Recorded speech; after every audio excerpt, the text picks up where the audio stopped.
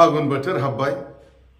फागुन बोथोरा सेंग्रा सिख्लाफोरखौ आवसाव खालामोनो, गोसो बोदोर खालामोनो, हाबिलास खालामोनो।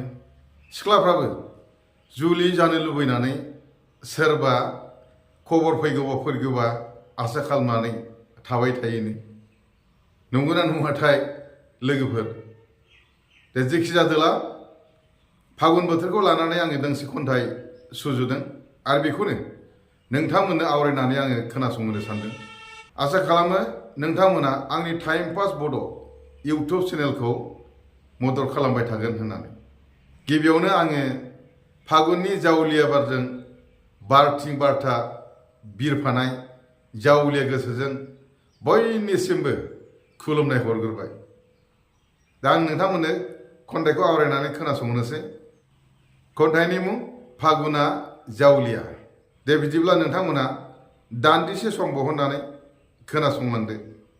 रानसाव बुहुमाव आं बिखा खालौबाय, रानसाव बुहुमाव आं बिखा खालौबाय, मुरुभुमिनि हायना सारफावनाय मिथिंगा बिखायाव।